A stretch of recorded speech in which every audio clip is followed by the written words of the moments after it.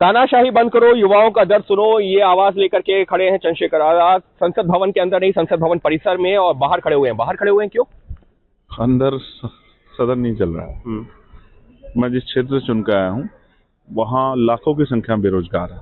मैं जिस प्रदेश से आता हूँ वहाँ करोड़ों की संख्या में लोग बेरोजगार हैं, और मैं जिस देश से आता हूँ वहाँ उनकी आबादी 50 करोड़ के तौर पे है।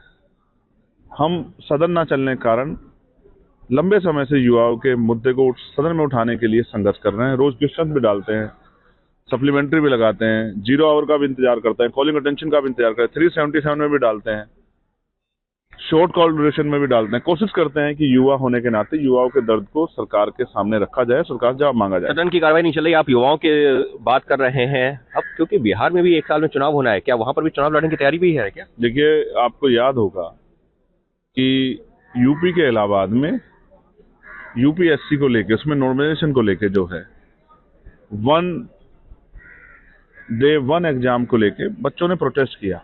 सदन नहीं चल रहा था, तो हमने मीडिया के माध्यम से, एक्स के माध्यम से अपनी बात को रखा। और आप ये समझिए, वो ऐसा समय था कि पढ़े लिखे बच्चे जिनके कंधों पे देश की जिम्मेदारी है, जो देश का भविष्य है, उत्तर प्रदेश का भी और देश का भी, वो बच्चे परेशान थे, सड़कों पे बेटियां लेटी हुई थी, उनकी रक्षा और तमाम तरह की चिंताएं हमारे मन में थी। अब सेशन चल रहा है, इसी बीच में परसों जो है बीपीएससी यानी कि बिहार में जो है, जो बीपीएससी का जो एग्जाम है उसको लेके, उसके नॉर्मलाइजेशन को लेके जो है बच्चों ने प्रोटेस्ट किया कि नॉर्मलाइजेशन नहीं होना चाहिए। लेकिन वहां की सरकार ने उन पर लाठीचार्ज किया।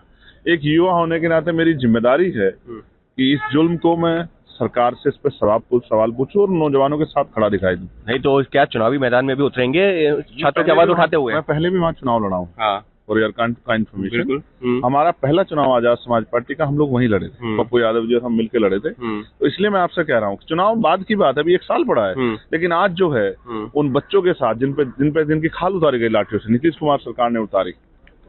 मैंने कहा, सांप भी चंदन के वृक्ष से इस तरह नहीं लिपटता जैसे मुख्यमंत्री जी कुर्सी से लिपटे हुए बिहार के। अगर आप नौजवानों को रोजगार नहीं दे सकते, उनकी आवाज नहीं सुन सकते, उनकी परेशानियों को हल नहीं निकाल सकते, तो इस कुर्सी से क्यों चिपके हो? कुर्सी छोड़ क्यों नहीं देते? आप मुख्यमंत्री का विरोध कर रहे हैं, मुख्यमंत्री एनडीए के और मुख्यमंत्री के तौर पर हैं वहां पर नीतीश कुमार, इसका मतलब आप एनडीए सरकार का विरोध कर रहे हैं। तो क्या जो वहां महागठबंधन है, यानी कि जो विपक्षी खेमा है कांग्रेस और आरजेडी का, उसके साथ में जाने की तैयारी है? तो आप मुझे ये बताओ, क्या गलत का विरोध करना किसी के साथ? मैं पूछ रहा हूँ कि नहीं क्या जो है ऐसा समीकरण बनता है? फिर आपसे कह रहा हूँ, जो सरकार गलत कर रही है उसी से सवाल किया जाएगा। अगर ये सरकार हिमाचल की होती तो मैं उनका विरोध कर रहा होता किसी विषय पे, तो आप ये कहते हैं महागठबंधन के साथ जाने की तैयारी? मैं आपको सवाल बताता हूँ देश का क्या है। देश का सवाल ये, किसान परेशान है, किसान सड़कों पे अपनी समस्या के लिए जो सरकार ने वादे किए थे पूरे नहीं किए। देश का सवाल ये है कि माँ बहन सुरक्षित नहीं है। एनसीआरबी का डाटा ये कह रहा है कि बहुत बड़े पैमाने पे महिलाओं के साथ हिंसा और जो है शोषण हो रहा है, जिस पे सरकार रोकथाम सारी स्टेटों की नहीं कर पा रही। मैं आपको बताता हूँ, आज युवा परेशान। पहले तो जो निजीकरण हुआ है शिक्षा में, बाजारीकरण हुआ है, एक तरफ गरीबों के बच्चे, एक तरफ अमीरों के बच्चे। तो अमीरों के बच्चे तो शिक्षा ले पा रहे, गरीबों के नहीं ले पा रहे, ऊपर से स्कूल बंद किए जा रहे हैं। वो अपने सदन में भी मुद्दा उठाया, बाहर भी उठा रहे हैं, लेकिन मैं क्योंकि एक राजनीतिक परिप्रेक्ष्य में सवाल पूछ रहा हूं, महागठबंधन के साथ में जाने की तैयारी? परिप्रेक्ष्य जवाब दूंगा जब आप मेरे विषय को कंप्लीट हो जाने देंगे, फिर मैं आपको चुनावी जवाब दूंगा। चुनाव तो रोज चल रहे हैं देश में। क्या जो आत्महत्या युवा कर रहे हैं उस पर आपका क्या जवाब है? उस पर सरकार का क्या स्टैंड है? मुझे ये बताइए, 6 महीने में अगर कोई सीट रिक्त हुई है, चाहे वो पार्लियामेंट की हो चाहे असेंबली की हो, उस पर इलेक्शन होगा, बैकलॉग क्यों नहीं भर रही है सरकार? क्यों नौजवानों को रोजगार नहीं दे रही है? क्यों उनकी जिंदगी की परवाह नहीं कर रही है? एक भर्ती प्रक्रिया 6-6 साल चल जाती है, उसमें पेपर लीक हो जाते हैं, वो बच्चे जो है इनकी वो ओवरेज हो जाते हैं, वो बच्चे सड़कों पे आंदोलन करते हैं। बीपीएड के बच्चों का यही हाल है। मैं गया था बिहार में, होमगार्ड का यही हाल है। 2012 की भर्ती है, अभी तक बहाली नहीं हुई। तो ये जो बेरोजगारी का सवाल है, इसको क्यों ना मुख्य मुद्दा माना है? मेरे लिए तो ये सबसे मुख्य मुद्दा है।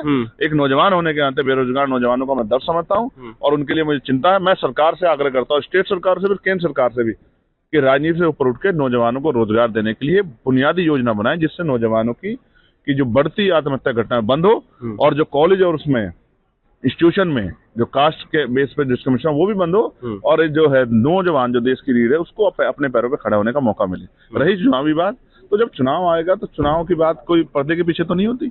जो कुछ होगा आपके सामने होगा, जिसके साथ जाएंगे, नहीं जाएंगे, अकेले लड़ेंगे, कितनी सीट पर लड़ेंगे, सबके जवाब मैं आपको दूंगा। लेकिन आप ही सोचो, अगर आज आप बेरोजगार होते